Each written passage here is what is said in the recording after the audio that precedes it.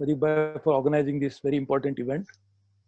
And also, as everybody who is watching this program, Mr. Pradeep Mehta is unrecognizable with his new beard and his new looks. I think he is trying to wear that look deliberately to convince people that a new world is also going to be unrecognizable like this. And therefore, I really thank him for making this program with such a symbolic gesture like you have done. So thank you very much. Uh, as you mentioned, various aspects of the world global trading system. If you permit me, let me say that not just a trading related issues in global platforms are under serious threat, but multilateralism generally is also under very serious existential crisis. You'd like any multilateral institution which is becoming infectious, ineffective, and therefore WTO is a very good symbol of understanding how ineffective the multilateralism is becoming. But I think we really need to look at how do we deal with this threat to multilateralism itself at a time when we need it the most. Just imagine whether we like globalization, we don't like it, in context of market integration, in terms of opening borders, all those issues are little different. But look at today, why are we talking like this and not meeting in person? The pandemic has spread to more than 100 countries. It originated in China, but has gone all over the world. So whether you like it or not, we are already integrated in good way and bad way. So whether if somebody catches a sneeze, we'll catch a cold. And that is why we really need to now work more in closer cooperation than ever before. Also, when we are facing this huge financial economic crisis, worse than ever, I think we really need more global cooperation. And a global cooperation can come only through multilateralism. Coming to the very important issue that you raised is about WTO. I am really worried by the fact that there seems to be a very deliberate attempt to go and hit at the foundation of WTO itself by not allowing it to function, switching off the ventilator of WTO. And the ventilator of WTO is in terms of their ability to redress disputes. If the dispute redressal mechanism goes, then nothing remains in WTO. It's only body, ineffective. So I think there is a deliberate attempt. And I could see that myself when I led India's delegation in December 2017 in Buenos Aires. And I saw to my own horror how callously they are dealing with global trading issues. So I announced there itself that if we could not agree on a ministerial in Buenos Aires, at least India will take a lead and call mini ministerial. So we called the first mini ministerial in March 2018, just as early as possible, and it was attended by 58 countries, 57, 58 countries. Idea was that at least we discuss together the issue that you raised and find out some workable solution. It cannot be anybody's argument that my way or no way. It should be somewhere meeting the ground by all countries finding out a very workable solution. And the second one we organized was again in March 2019, just 1 year after that. So we organized two, I chaired both, only with a view of solving this problem. In fact, the first, after mini ministerial, I had taken the heads of delegation to meet a Prime Minister. And Prime Minister also had told him that India stands committed to multilateralism and we'd like to work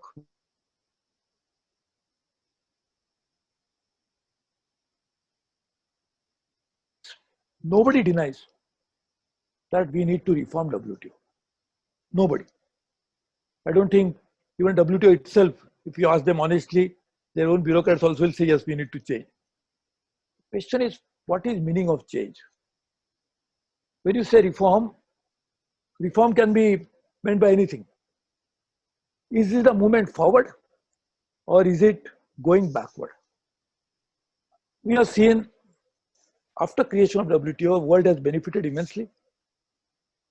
Global opportunities have increased. I think to even emergence of China as a major economy, second largest now, could also be attributed to their joining WTO. Now the question is, the reform should be for making WTO better, global trading system better. And when we say better, from whose perspective you are looking at it?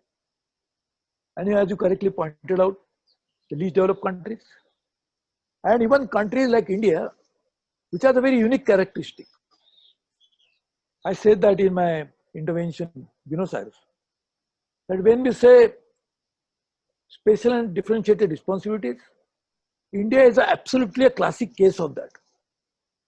India is now close to $3 trillion economy, 2.9, so fifth largest, but at the same time, highest number of poor in the world live in India.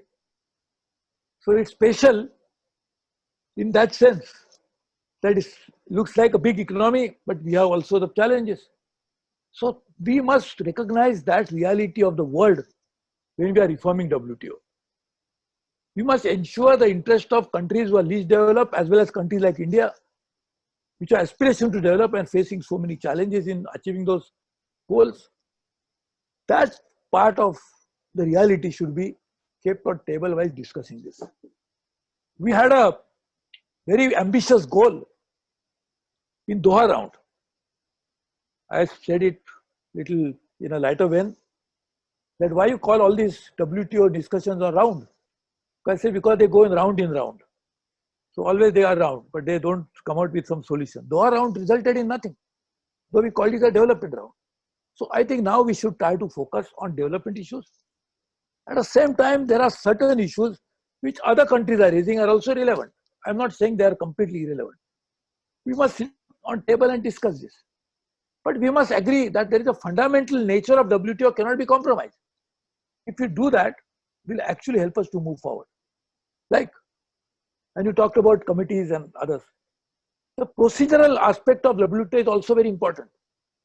I was asking my colleagues in WTO, what is the timeline for discussing an issue? They said there is no timeline. I said, we as politicians, we are elected to parliament, to the government with a timeline. All over the world this happens. But if WTO has no timeline for discussing an issue, how can it happen? So these are the procedural issues also need to be discussed. Then there are certain new world has emerged, whether we like it or not. The reality of new world also should be enshrined into WTO. So therefore, I'm not saying the countries which are raising issues are irrelevant. I am saying they are very important. We must take those issues on board, but at the same time should not forget the basic structure why WTO has been created to begin with. And if we do that, I think we'll be able to move forward. Now the big challenge today, after 2008, Pradeep bhai, you have made a lot of research on that. We have seen declining volumes and value of global trade as compared to the economic growth of the world. Economic growth, and if you look at a matrix before 2008 and after, we can clearly see it. Today in 2020, I feel the global trade is going to face the worst crisis.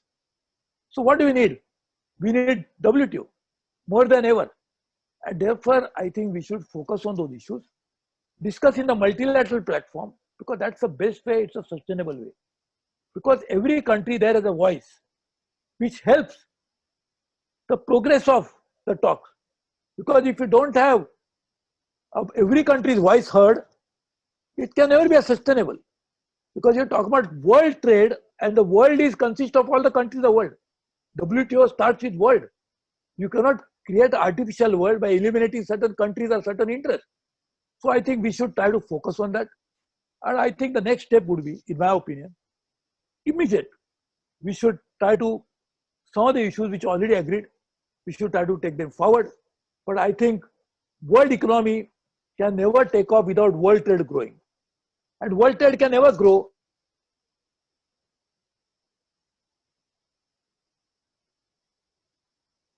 WTO is reformed. It will make more functional, more effective, more efficient, more participatory, more forward-looking. I think these are the kinds of ingredients of the reform package we should have for WTO. And I think that is the only way we can move forward. There are many challenges in the world economy today, but they can be discussed only if you have a forum. And that is what multilateralism talks about. Discuss together, and that's what we like to do. So I think I'll stop here, and I will request you to continue with this mission of improving the world trading order by making WTO a far better, vibrant, forward-looking organization. Thank you very much.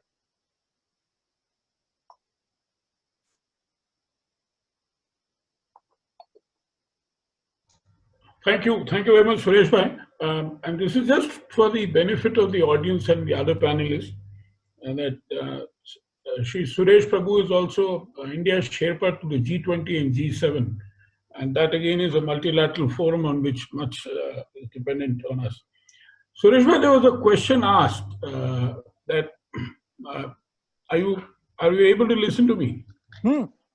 Yeah, one question was asked that what is India's position on e-commerce and data privacy, etc. When in the G20 meeting in Osaka, there was a different stance taken as against what India is taking a stance at the WTO. No, see, we are very clear about it, that we are in the process of formulating e-commerce policy. And same thing for data privacy issues. We have a legislation, draft legislation, which is already on the table. The parliament there is a special committee, of the special joint parliamentary committee, which is looking at it. In fact, I'm a member of that. And in fact, the draft economic policy, the e-commerce policy was made when I was a commerce minister, and I had set up a think tank, getting almost all stakeholders to come and debate. I think this is one of its kind. Yeah, I was a member of it. Yes, you are a member and very distinguished member. So I think, therefore, I am saying it's a work in progress. We are looking at those issues. In WTO, we had said that we are not opposed to e-commerce in Buenos Aires. We said only thing is that e-commerce is a business model. How much of that should be regulated through WTO or forum like that needs to be discussed. So this is what our stand was. So I think we are open to discussion on all issues, but we are saying that let us discuss at least the issues which have already been debated and discussed. So that when you take a new issue, it's absolutely necessary. But that doesn't mean that you will take new issues and forget the old one. So the old ones, the development issues also are very important. So I think we should not make room for a new issue to be taken up by discarding the old ones on the table. Thank you very much. May I now request Pascal Lamy? Pascal? Hello, Pascal Lamy? Sir, just a second, I'm just unmuting him. Yes, if you are kind enough to unmute me, I'll be able to speak. Yeah, please, welcome. Good morning. Good to see you, Pradeep, in your new bearded incarnation.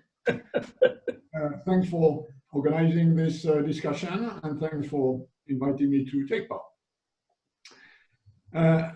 My basic point this morning will be, this morning where I am, will be that a multilateral rules-based open trading system will be even more challenged after the COVID crisis. That's my considered view, having participated in multiple discussions for the last 9 weeks on various places of this planet, digitally, of course. Before I get into that, a few points of clarification about what I mean by a multilateral rules-based open trading system. What I mean by open trade is that the name of the game is to reduce obstacle to trade in order to level the playing field so that different countries can play their comparative advantages. What I mean by rules-based is that it is done in a way that provides the players with a stable, predictable, enforceable legal standard, and that these rules are established following negotiations between trade partners, whether bilaterally, regionally, plurilaterally, or multilaterally, and this is where the WTO comes in.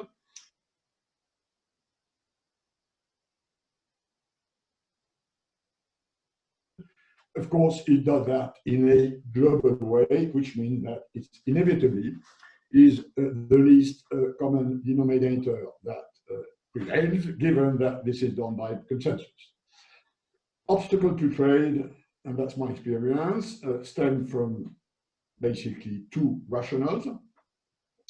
The first one is to protect domestic producers from foreign competition. This is protectionism. It's done through tariff subsidies, quantitative restrictions. That's one big family of obstacle to trade.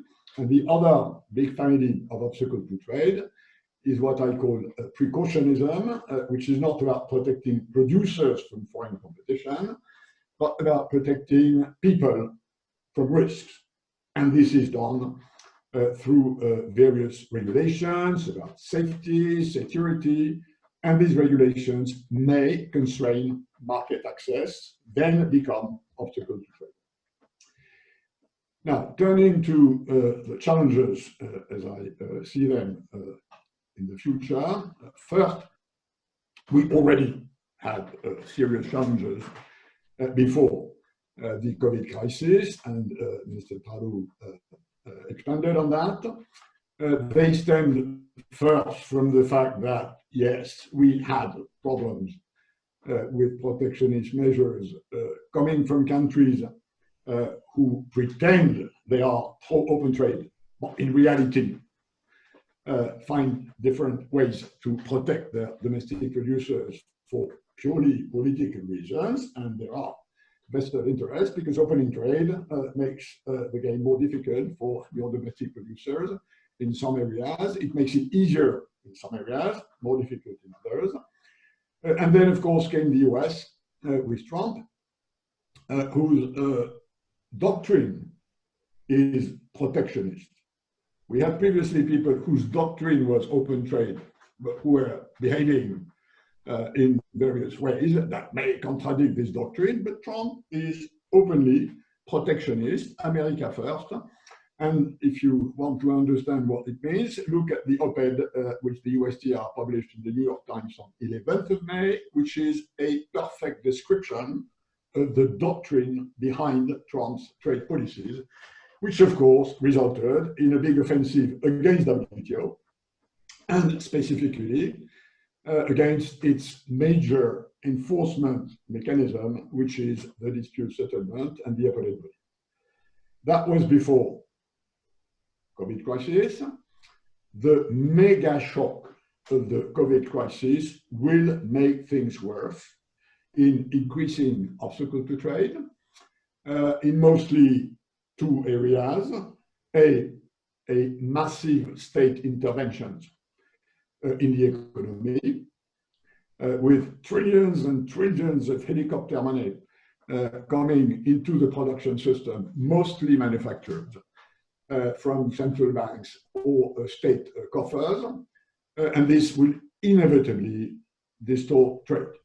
State aids in such a magnitude will distort the competition, by the way, to the benefit of those who have big coffers and to the detriment of those who have small coffers. And then the second area will be, I believe, a steep increase in what I call precautionary measures, the safety, security, health, environment, de-risking of supply chains, some of which have been considered as too fragile during the crisis, security of sourcing, economic security, strategic autonomy, whatever you call it, and there's a huge worldwide conversation about this for the moment.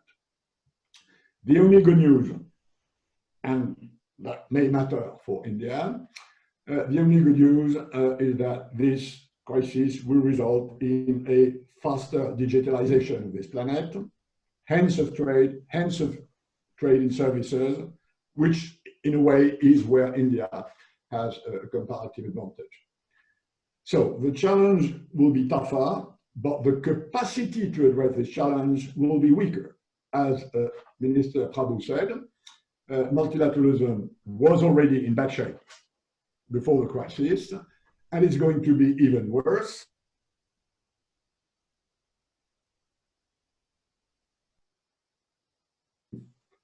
has gone worse during this crisis, as we all know, with this exchange of bombs and accusations related to the crisis, to the origin of the crisis, to the way it has been handled. Then the North-South divide will increase. Poorer countries will have been disproportionately hit by this sanitary and economic crisis.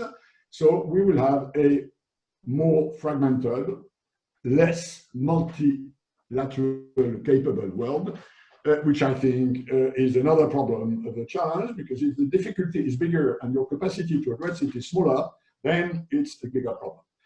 Finally, to conclude, a few policy prescriptions, because it's all fine making the analytics, but the question is, what should we do? 3 time horizons in my mind: short-term, medium-term, long-term. Short-term, I think we should all strive to minimize trade restrictions, starting with food, where measures of restrictions are already in place in some countries, and this is a big danger for many countries. In some parts of this planet, people will die from starvation more than from the virus if food restrictions keep growing. So this is an immediate, serious risk, which I think the WTO should address. There is a coalition of members who recently decided not to recourse to food restrictions, and I think it would be a good thing if India could join this coalition. Another coalition which I think India could join, which is the one that the EU led to circumvent the US blockade on the appellate body. As you know, the US tried to take it hostage, and the EU found a patch with a provisional system which a number of WTO members have agreed they would use in order to take the hostage through the back door. That's for the short term. Medium term, I think, given the mega trade restrictions and trade distortions that will result from this crisis, we need a period of easing out. We need a period during which these measures, which are based on the necessity to address the huge economic and social shock of the crisis, will be progressively eased. And what I suggest is a sort of GATT-like code of conduct, the purpose of which would be to go back to open trade. And I would advise to do this with a coalition, and to call this coalition Co-op, which is the initials of Coalition for Open Trade, purpose of which would be to go back to a normal situation. And then long term, and that's my final point, long term, when the trade field is reasonably stabilized, and this will inevitably take time, then go back to WTO reform, which Mr. Prabhu mentioned, which means renegotiating the WTO rule book. That's what WTO reform is about. And I see 3 areas where the WTO rule book needs, and will need, but we only can be, in my view, be able to address that in a few years, which is number 1, trade and environment. The environmental constraint, climate change, global warming will become the number 1 problem for public opinions in the years to come. And India, by the way, is a big and major actor in this area.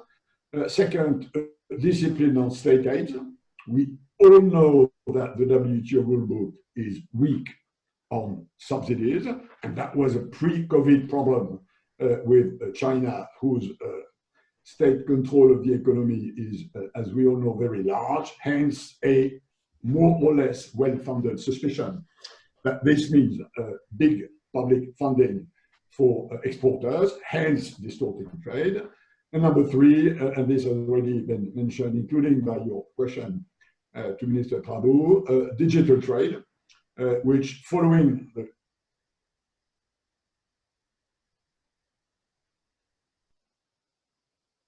And then the fourth thing that should be done, but this is not only WTO related, is that if I am right, that precaution is going to go up, then we need some sort of global system to level the playing field in precaution. This is very difficult because the level of precaution lies in the eye of the beholder. I published an interview in the Australian Financial Review just this morning about this. I think, notably for developing countries, a scattered, fragmented world as far as precaution is concerned is a big problem. Now, there's nothing like this in the international system for the moment. You have a few bits and pieces like Codex Alimentarius or the Global Animal Health Organization, which do that. But frankly speaking, this needs to be built from scratch. And I think we need a new global articulation between the trade people on the one side and the other side, the regulators that regulate safety, security, health, environment. And this dialogue should happen at global level in order to create some sort of leveling of the playing field, either by harmonization or by mutual recognitions. But let's recognize that this is a brand new and very complex and politically sensitive area. That's for the future. Thank you, Pascal.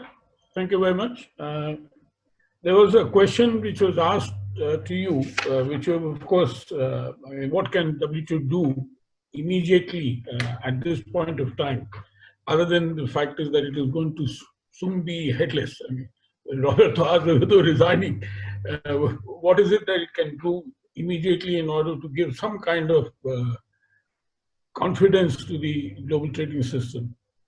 I would answer two things. One, I already mentioned, which is prevent food export restriction. That's problem number one, and it is extremely urgent. And of course, to the detriment of poorer countries. As we know, in this sort of game, increasing my food security may make the food insecurity of my neighbor bigger. So that's a big problem. And second, be better at monitoring the trade measures during this crisis and those that will stem from the huge amount of money that will come as recovery plans develop. We are only at the start of this crisis. And the parallel with 2008 may be misleading, but we know from the 2008 crisis that finance, then economy, then social, then politics. We will have the same problem this time. Sanitary, then economic, then social, then political. The social shock of this crisis is in the making. It's not there. Although you have 30 million unemployed people in the US, which is totally unprecedented since the 1930s, the social shock is in the making. This will trigger a massive reaction in terms of recovery plans. This needs to be monitored. If we want the years following the crisis and the exit of the crisis to restabilize the trade system, how has it been destabilized needs to be monitored, needs to be acknowledged, needs to be discussed. Measures have to be notified, and this is where the WTO has a machinery for surveillance, monitoring, notification, which I think really needs to be upgraded in the month to come. Thank you very much. May I invite Dr. Sanjay Baru? Sanjay, are you there? Yeah. Can you hear me now? Yeah, thank you. Thank you. Welcome. First of all, thank you for inviting me to join this discussion. We have heard two very important statements, one by our former Minister for Trade, Mr. Suresh Prabhu, and by Pascal. I was sitting and recollecting the last time Pradeep, you, me, and Mr. Lamy were together in Bahrain, which was in 2012, when I organized a conference on multilateral trading system under the auspices of the International Institute for Strategic Studies.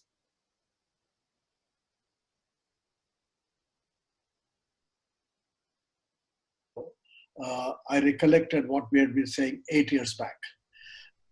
I think as both Mr. Prabhu and Mr. Lamy mentioned, the problem with the WTO, with the multilateral trading system, started after the 2008-2009 transatlantic financial crisis and the major economic setback that the West had had, and at the same time, the sharp rise of China during the first decade of this century and its continued rise. I think these two phenomena, on the one hand, the economic problems faced by the transatlantic economies, and on the other hand, the rise of China, posed an enormous challenge to the multilateral trading system. And we talked about this 8 years back. The problems have not gone away. The problems have only increased. And COVID has only made the situation worse. So I was a bit surprised when I saw the flyer for this afternoon's discussion begin with the first sentence, which said that, you know, the talk about WTO being in an existential crisis is not correct. It is in an existential crisis. It is in an existential crisis because the global system that, in fact, put this multilateral system together, the major countries of the world, particularly the United States, is no longer defending the system. Mr. Lamy referred to the USTR article recently. The United States is no longer defending the multilateral system. The world does not have a response to, I like the phrase that Mr. Lamy used, precautionary measures taken. And which is a country that has taken enormous precautionary measures? It's China. And both the United States and China, the two biggest economies in the world, the two biggest trading powers in the world, have become increasingly protectionist and precautionary. So if you have a global trading system in which the biggest trading nations are increasingly protectionist and precautionary, and the WTO as an organization is being marginalized by the rise of regional and plurilateral groupings, which incidentally was the other subject of our discussion 8 years ago. And those plurilateral groupings have come and gone. TPP has come and gone. TTIP has come and gone. RCEP is still in the making. But the focus has been on plurilateralism, not on multilateralism. This brings me to the next set of questions. I don't want to repeat a lot of what has been said by both Mr. Prabhu and Mr. Lamy, and I entirely agree with a lot of what they've said. But let me move on to a second set of issues, which for me, as someone from India, looking at international trade is an extremely important issue, which is, what is our attitude to trade? In what way are we dealing with this new world, which is more protectionist and precautionary? I believe we have also decided to become more protectionist and precautionary. The language of trade, the trade discourse in India is no different today from what we hear in the United States or indeed in many other parts of the world. So when so many major economies are becoming increasingly both protectionist and precautionary, the WTO has an existential crisis. How can we begin with the proposition that there is no existential crisis? And if Mr. Azevedo has decided to go home and do whatever he's doing, I don't blame him at all. He has no job to do in Geneva. It's a nice place probably to live. I have no idea, but I'm sure Rio de Janeiro is a nicer place to live.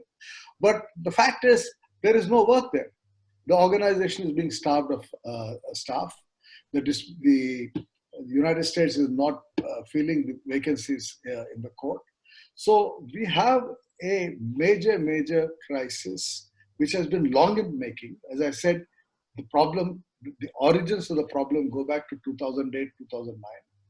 And successive governments in India, both the Manmohan Singh government and the Narendra Modi government, have been dealing with the WTO in a period when the WTO is no longer interested in listening to India.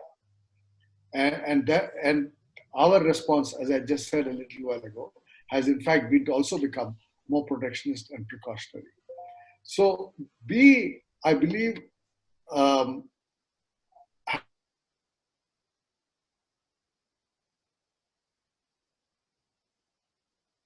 COVID has actually physically disrupted movement. I mean, till now, the disruption was policy induced. Whether it is protectionism or precautionary interventions, these are policy induced disruptions to trade. Now we have actually physical disruption to trade. The ships don't move, the planes are not adequate, the trains are not moving, except China, which has sent a train all the way from Beijing to Berlin carrying medical equipment. The fact is that goods are not any longer moving at the same pace. So given all of this, I actually think we are in a serious global crisis as far as trade is concerned, which calls for a new global initiative. We are back where we were at the time of the creation of GATT, which is immediately after the Second World War. In a sense, the way I look at COVID from a trade point of view is COVID is doing to trade exactly what the Second World War did to trade, which is to physically disrupt trade. And how did the world respond to that physical disruption of trade that the Second World War contributed to? It responded to it by creating a new trading regime under the tutelage of the United States, under the leadership of the West. But today, that new system will have to be created under a leadership which the West will have to share with other trading nations. And India has to play a positive role, because India is not going to grow at 9%, 8%. Mr. Suresh Prabhu, as Minister for Industry and Commerce, started a project for making India a $5 trillion economy. We are not going to be a $5 trillion economy as an inward-looking economy. For us, trade is extremely important, because we are dependent, continue to be dependent in a variety of areas on the global market. So let me end by saying, Pradeep, that I'm glad you've taken this initiative to start this conversation, but this conversation can only progress if we, one, recognize that we are in a crisis. The WTO is an existential crisis. Two, that there has to be a new global compact, which is cognizant of new global power relations. You have to take into account China's power. You have to take into account the fact that there are other developing countries which aspire for more balanced and a more development-focused trading regime. And you also have to take into account the fact that the West, which has dominated the system, is no longer in a position to dominate. So some element of accommodation from the point of view of the West. So we are really, in my judgment, talking about a new post-COVID global trading system that has to come out of the shambles in which the WTO now is. Thank you. Thank you very much, Sanjay. With that, Raja is my co-moderator in a sense. So we're going to open the floor. But Sanjay, just to answer your last point, in fact, I and Pascal had written an article together long ago, taking forward his theory about Plan B, which is to have a WTO without the US, if that is what is stopping multilateralism. Now, those of you might remember 1948 Havana Charter had an ITO framework, an international trade organization, and it was actually rejected by the US Congress that we cannot multilateralize our sovereignty. Now, this is at the heart of what is happening again today, that you're looking at issues whether you think that if your sovereignty is going to be multilateralized in this way, how far you can accept it or how far you cannot go. Of course, there are other issues also. Things are complex. It's not just one issue. The fact is that China has been able to use WTO to a large extent to do what it is, and as Pascal also pointed out, that the kind of state corporations or state-owned enterprises, the way it is being supported, was able to expand its share of the market in a huge way and in a manner in which could not be challenged. So that is one, I would say, a sensible grouse as far as the US is concerned. Yet it doesn't give any reason for any country to reject the multilateral system. May I request Suresh Bhai to please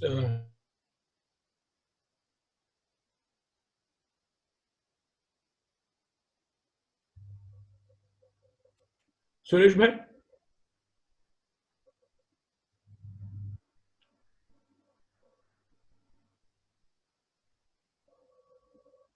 Viewpoints, very important and very relevant to this discussion. One is what I have unmuted him.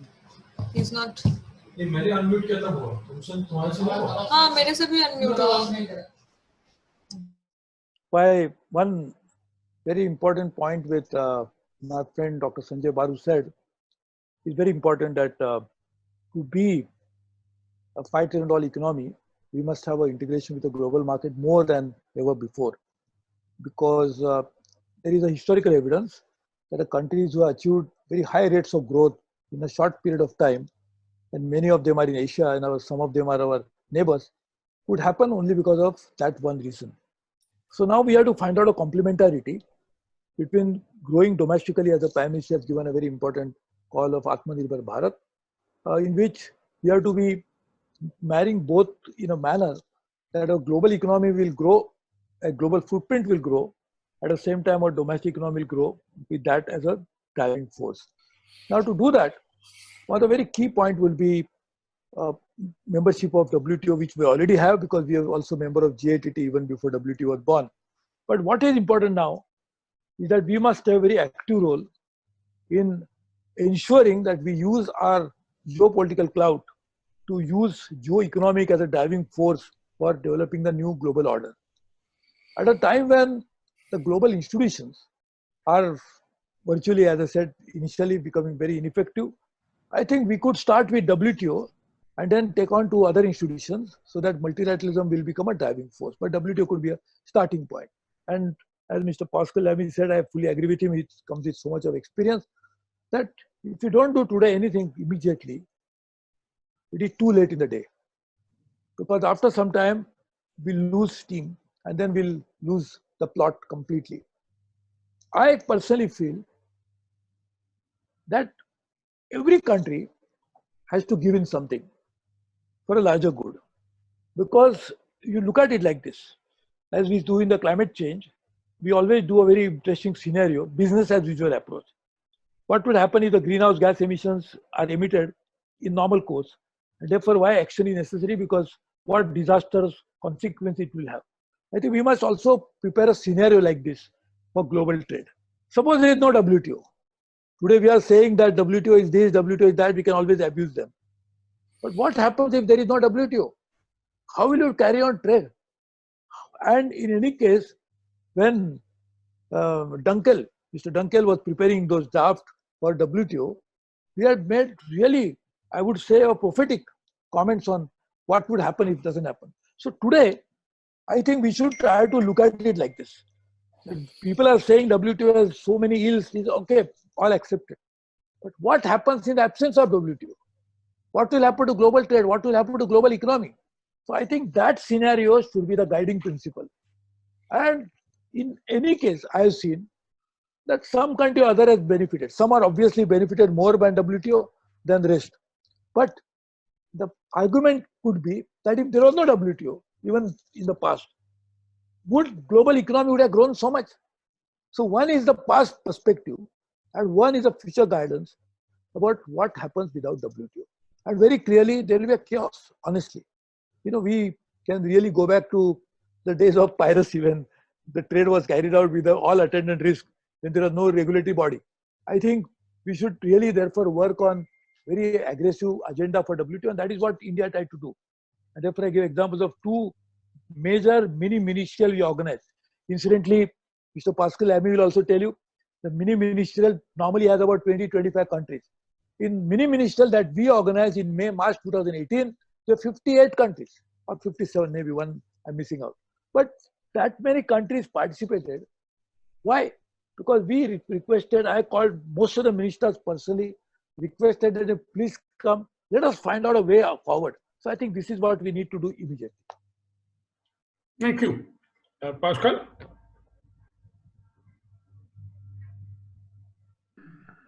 Okay, thanks for the mic.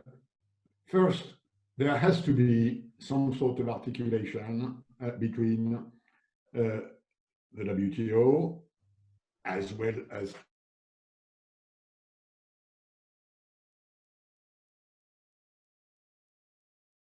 and the G20. And by the way, and I know that from experience, the DG of the WTO sits at the G20, like his colleagues from the International Labour Organization, the World Bank president, the IMF managing director, because there is a strong need for coordination between major international organizations. I prefer to call them institutions, but diplomats don't like me talking about international institutions. They prefer to call them organizations because they believe this should be member-driven. As you know, from European experience, I came to the view that member-driven organizations were in danger of bumping into walls, and whereas institutional organizations have a better resilience. That's another story. So the problem being that this time, the level of G20 coordination is incredibly low. If there is one distinctive feature of this COVID crisis for the last 80 years, basically since the end of the Second World War, it is that the level of international cooperation is incredibly low.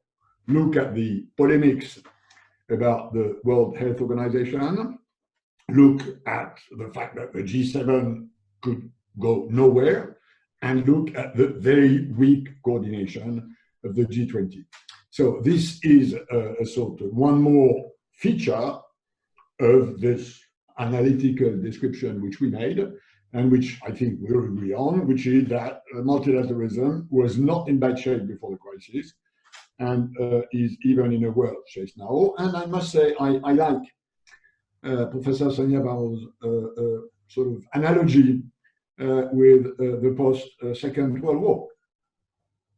I think one of the big questions for the years to come is whether we today are in a post-World War II situation, or whether we are in a post-2008 financial crisis situation. And there are views on different sizes, which have to do with the magnitude of the impact of this crisis on production systems. Can they restart rapidly? In which case, the destruction will be limited. So we are more in a sort of 08 crisis than the World War crisis.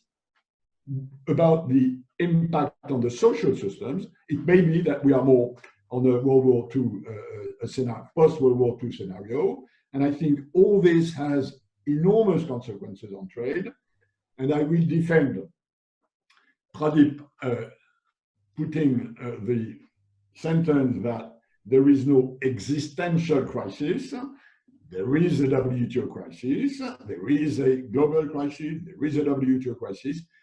I think what he means by there is no existential is that we should not doubt from the necessity of a lively existence of a world trading system. And on this, I would side with him. Thank you. Thank you, Pascal. There's one question, a couple of questions to you. First is, does trade help to get out of the crisis, or can trade help to get out of the crisis resulting from COVID-19? If yes, how? If not, what will be the fate of the WTO? And let me ask you a second question. How will we make sure that short-term advantages don't outweigh a long-term perspective?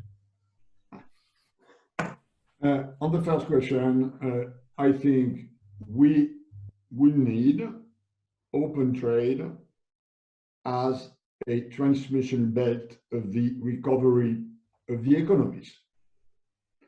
Let's assume China is now back to business, that quite soon Europe, then US, then countries like India will be back to business. This will happen with a sort of sequence, with the first parts of the train getting out first, and then the rest following. So if this is to happen, we need the oiling of open trade to be there, including, by the way,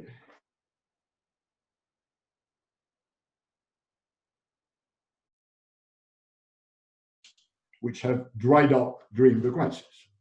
So short term, keeping trade open, removing trade restrictions that have been put in place during the crisis is a contribution to the recovery. And if we do that together, the global recovery will be faster than otherwise. On the second question, I mean, it's a permanent problem for any politician on this planet that global issues and long-term issues are not what the voters look at. Politics are short-term and local, whereas a lot of problems are long-term and global. We diagnose this north-south, east-west with the Oxford Mountain report in 2012-2013, about which was called Now for the Long Term, where we identified a number of challenges. And I reread it recently, including the paragraph which mentioned COVID as a possible problem. So we had some sort of long-term view, and I think I totally agree that, I mean, our systems, our political systems, and especially in democratic systems, are not good enough at dealing with long-term issues. Maybe a shock like the one we've had because of obvious non-preparedness by all countries will tell us the lesson that we have to prepare better. And in order to prepare better, we have to look better at futures on the plural, because there's nothing like one future. Maybe that may be a positive consequence of this crisis. Pascal, a question to you from me again. As you pointed out, Navarro has written an article also in questioning the need for the US to continue to remain in the WTO. And I mentioned this a little while earlier also. This is an idea that you had also put it. After all, US is not the best kind of international citizen. In many areas, it is not a party to the International Criminal Court and so on and so forth. Do you think, would that be a good way to save multilateralism from being doomed, at least multilateral trading system being doomed? Yes, although, yes, definitely, Pradeep. Although this is only Plan B. Yeah, Plan right. A should remain, keeping the US in the tent. We will see what happens with the November elections. It may change the stance of the US vis-à-vis WTO, although it probably will not change much the stance of the US vis-à-vis China, because the notion that China is now a systemic geopolitical, geoeconomic, tech rival is deeply entrenched into the US political system. But as far as multilateralism, as far as what does it mean to serve US interests in the global system, elections could change a few things.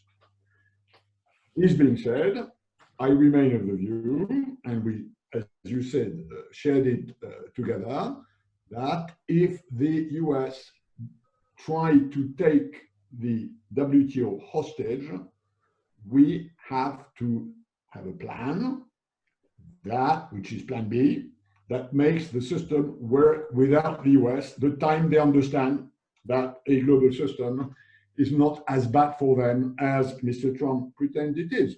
And by the way, this is why I advocated the solution the European Union has put together to circumvent the US blockade on the appellate body.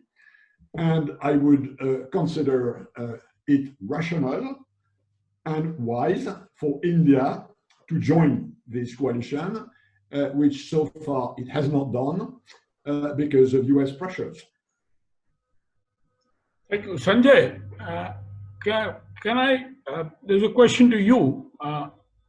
What is your opinion about the US remaining inside the WTO or outside the WTO? You know, there is a bill which has been moved also in the US Congress, the lower house.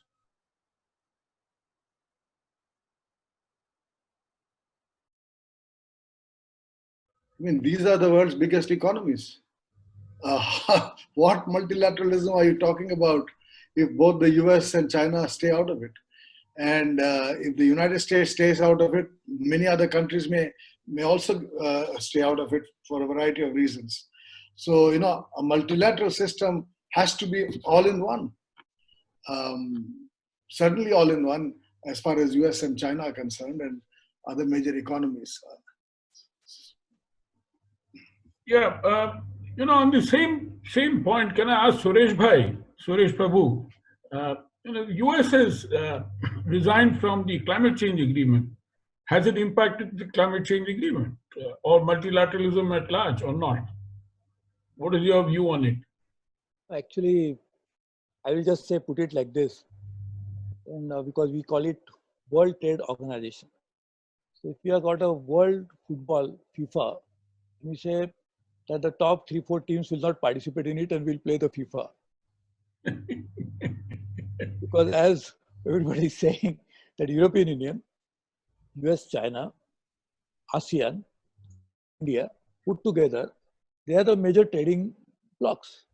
They are the major economies. European Union also very strong trading bloc.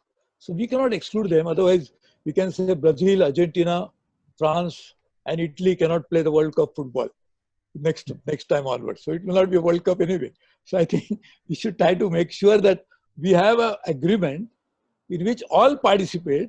And as Dr. Sanjay was saying, I call him Sanjay, is my friend, but Dr. Sanjay Baru was saying that, you know, together they have 40% of the global output, the US and China together. So I think this is something very important, that we cannot ignore the reality of life. But at the same time, that effort should be, again, I repeat that point, and I think my dear friend Mr. Lamy will agree, that only way we can do it is not in the ministerial, the big ministerial. That is, every country comes and they just make a stated position, as we happened in Buenos Aires when it collapsed. So have smaller round, talk to people, and one thing, and someone like, I mean, all the top economists are here. Sanjay Baru is there, Mr. Lamy, and you are there, and I think Raja is also there, who cannot I see on the screen. But if you can prepare some paper, what happens if there is no WTO? That would be the reality people will then understand, including my friends in those who are opposed to WTO today. They will understand then, oh my God, we cannot have something like this. So we must therefore bring together on table everybody. But I fully agree that it cannot be an exclusive agreement by excluding some countries. It should be an inclusive agreement by taking everybody on board. But every country must be able to cede certain points so that we have a larger agreement. My question, you're not... Pradeep, can I come in for a minute? Yeah, sure. No, I just wanted to, I thought the point that just came in, what Sanjay said and what you said, can we have a WTO without the US or China? It's like, of course, Hamlet without the Prince of Denmark. But the fact is, there was a world in which we had the two superpowers had the separate trading arrangements. There was the GATT, in which Soviet Russia was not part of it. There was a Comecon, which Russians were running with their own socialist division of labor, if you will. So it is not entirely new. And I think the judgment here is not that you can't have a WTO without either of them, is whether the current state of the US-China relationship can sustain a framework in which it works for both of them. So what the Americans are saying is, look, the thing is not working for us, though it was Americans who created it. It was the Americans who brought the Chinese in 30 odd years ago and said, look, this is fantastic to have the Chinese in. It benefited everyone. And now the Americans are saying it is not working for us. So therefore, if the talk of decoupling is serious,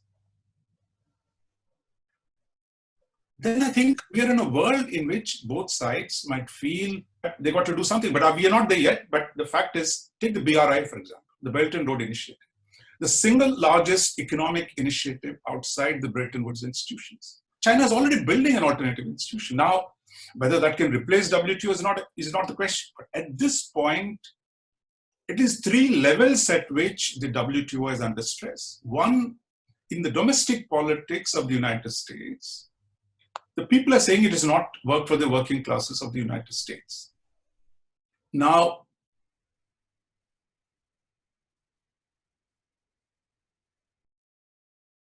long ago that the jobs are going to move to China and Mexico. Therefore, today you need to rearrange the system, which is what the Americans are saying.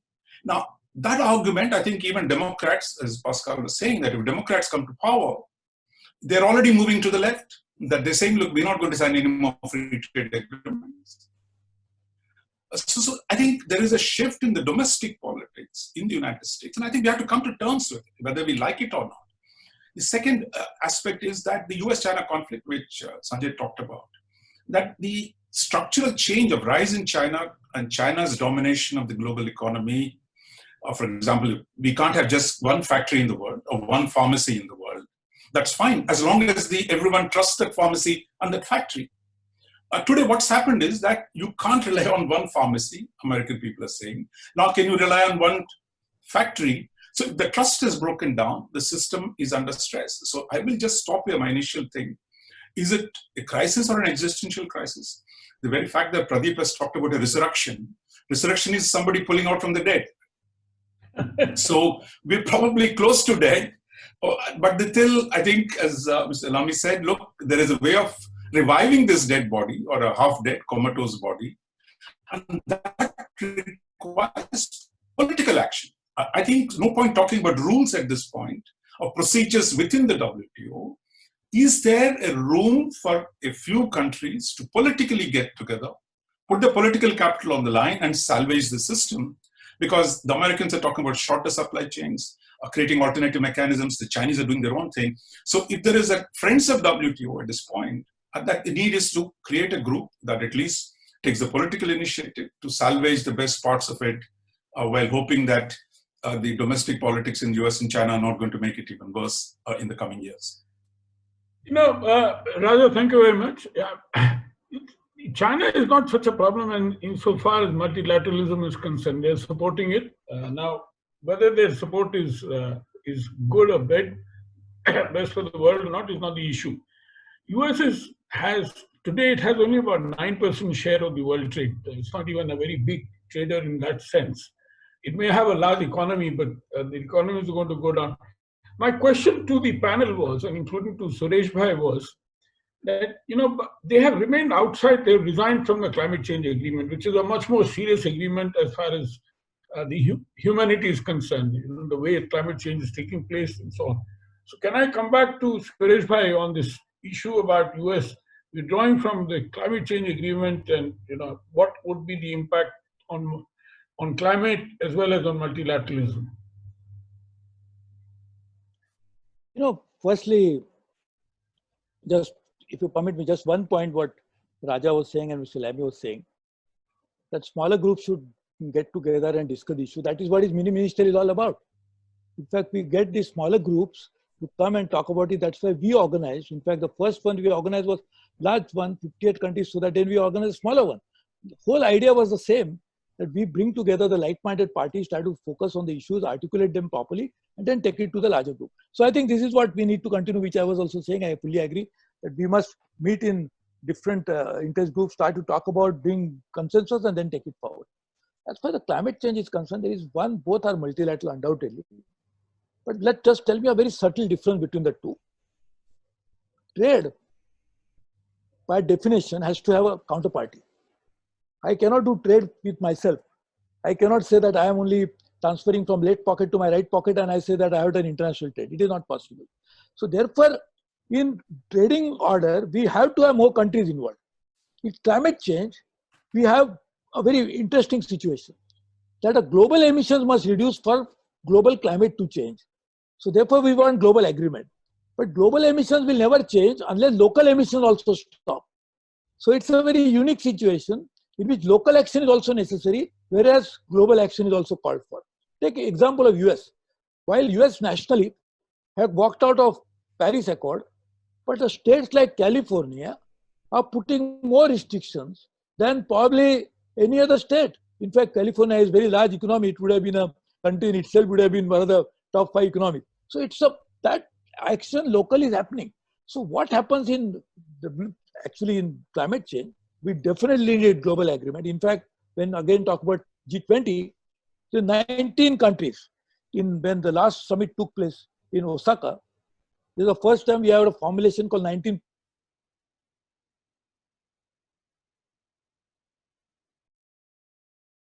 feel like this, is that now is a clear-cut link between the climate change and its impact on economy, on social life.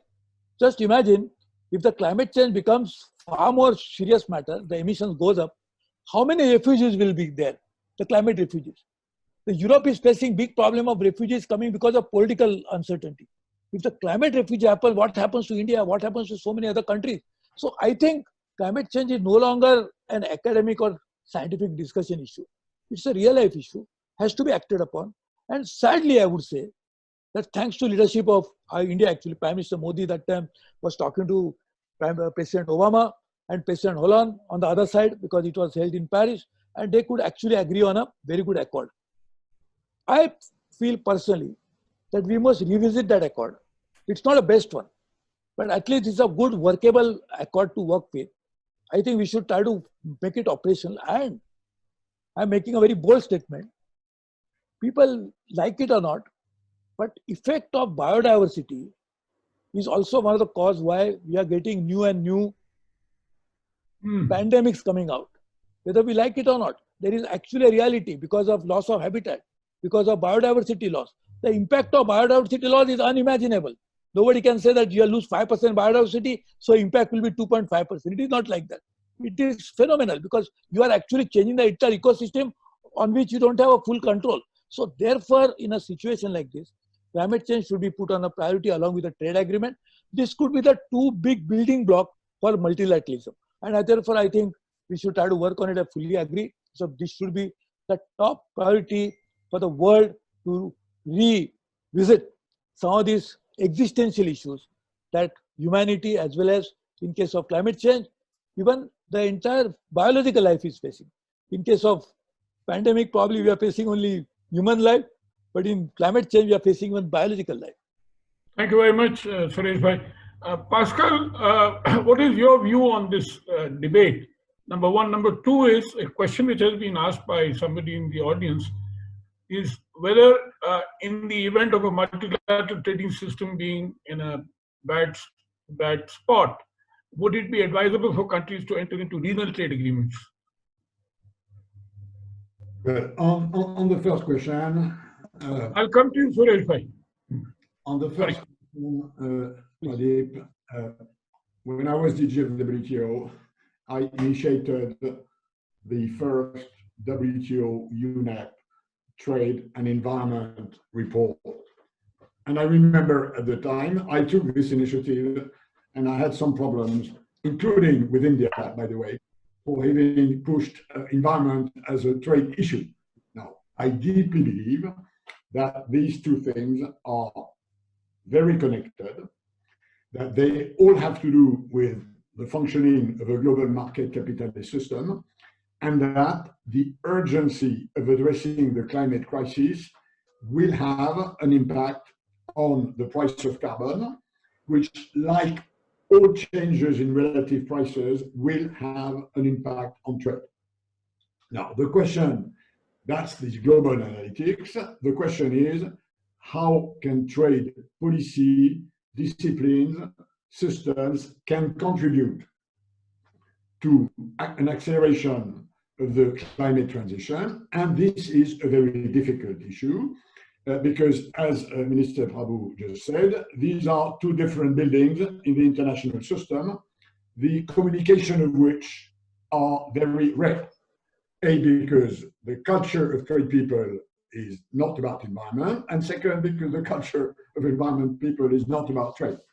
So there has to be a cooperative approach. This will take time, notably because for a long time, the price of carbon will be different from constituency to constituency. And there will be a need of systems that address this problem of carbon pricing differences, including border carbon adjustment systems, which in my view will happen in line with WTO rules. And it's very important that any border carbon adjustment system fits with that. The Institut Jacques Delors in Brussels, which is called Europe Jacques Delors, will publish on the 3rd of June a new template for an EU system.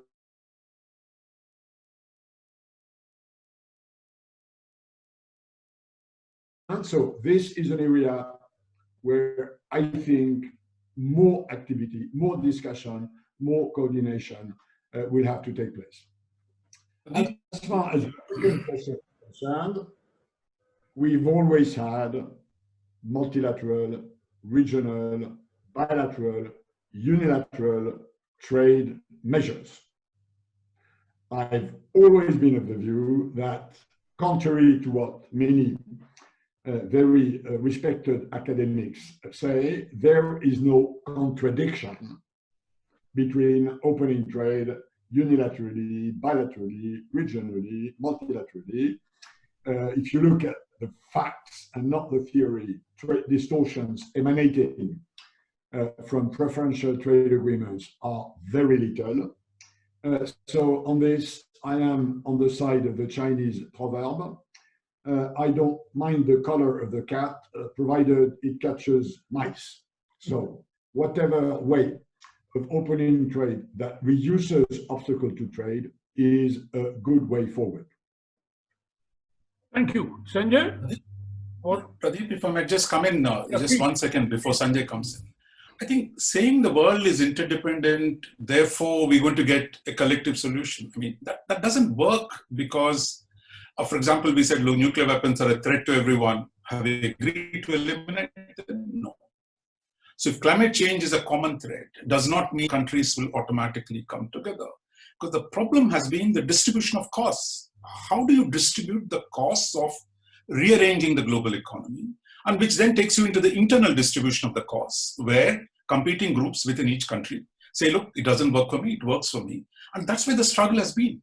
So I think the problem is, how do you harmonize the interests of sovereign states, out of which many are responsible for their own domestic public opinion, to rearrange a global economic system, which is what we are talking about. There, I think, in democracies at least, like India too, has walked out of RCEP. You can talk about free trade, we are committed to multilateralism, but we walked out of free trade because we felt a threat from a particular quarter, which you say now that lets me, I can't do this anymore. So I think there's no point saying we are interdependent, therefore we're going to find solutions. The focus must be on how do you harmonize the interests of multiple states amidst a significant cost that is involved in re-engineering, whether it's in dealing with climate change, or today, where between US and China, how are you going to rearrange the global trading system? I think that's where the political trick is, and that is going to be the most difficult one. Thank you. Sanjay? Yeah, well, look, let's face it, multilateral institutions are relationships of power. Multilateral arrangements are relationships of power. That is ABC of international relations. So in any regime, whether it's the non-proliferation regime, climate change, trade, whatever regime you take, power relations impinge on the outcome of that regime. The fact is that up to a certain point, the world trading system reflected the power of a certain set of countries. Power equations are changing, and therefore these institutions are getting shaken up. Now, when the United States says that these changes do suit me, and therefore I will opt out, we can take two positions. We can take the position that, for example, India took when it opted out of the non-proliferation regime. It said that here is a nuclear non-proliferation regime that does not suit me, so I opt out. But we paid a price. The powerful countries imposed sanctions on us for opting out. Question today is, if the United States opts out of the WTO, does the international community have the stomach, have the means to impose costs or not? If it does not have the ability to impose costs, the United States may well stay outside the WTO. As you yourself said, trade is only 9% of the GDP. They may bring in a few countries and run their own plurilateral, which is precisely what TTP was about, or TTIP was supposed to be about, or now RCEP as far as China is concerned. So plurilateral arrangements came up, the idea came up precisely because the big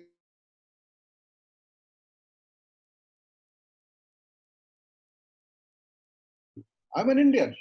I look at it from my point of view. I believe India is better off with the multilateral system rather than a plurilateral regime dominated either by China or by the United States.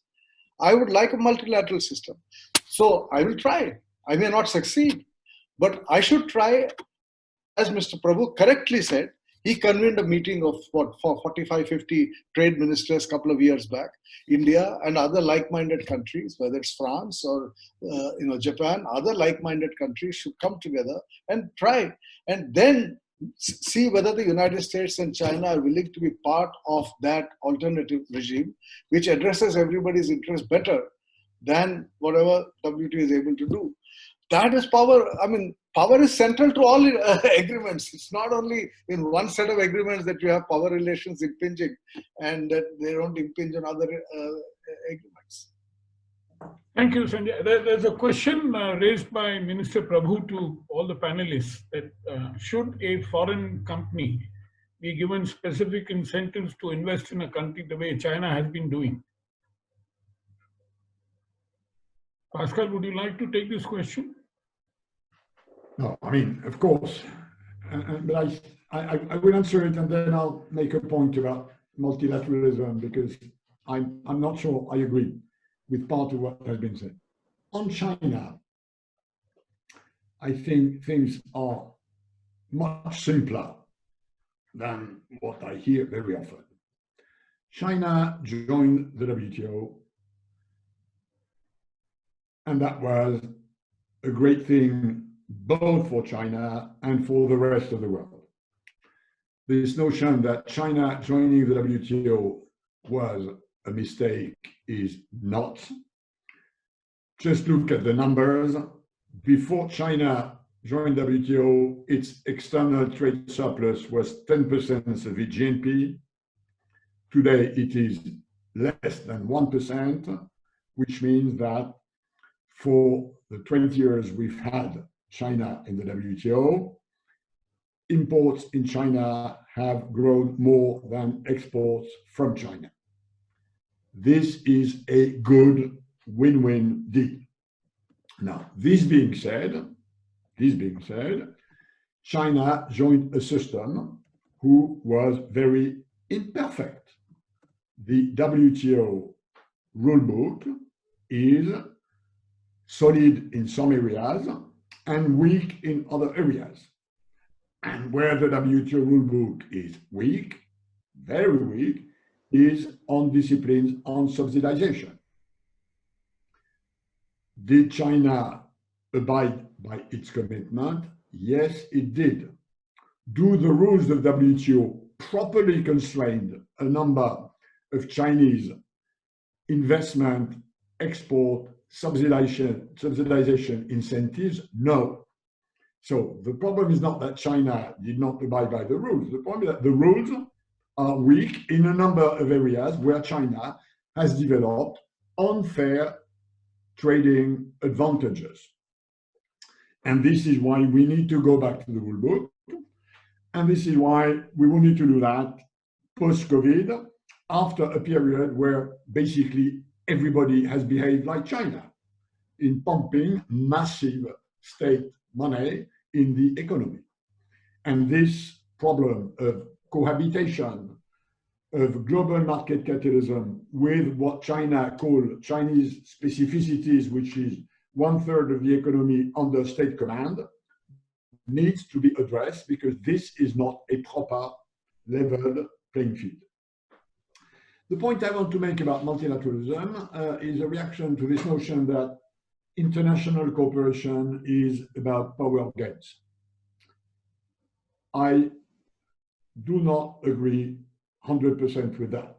There is a part of international cooperation which is in the hands of sovereigns, diplomats, treaties, institutions, inter/national systems between nations. This is one part of it. But there is a whole other part of the international system and cooperation which is in the hands of other actors than states. Businesses, NGOs, big academic.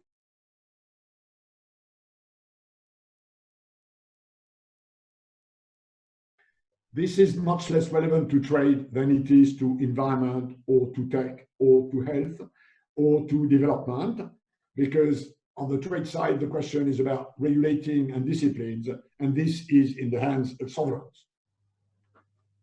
But we have to complement a multilateralism, which for the moment is in crisis, by what I call polylateralism. Multilateralism is about states' agreements globally. Plurilateralism is about states agreeing in some lower formats than the global one. Polylateralism is international cooperation between states, NGOs, cities, businesses.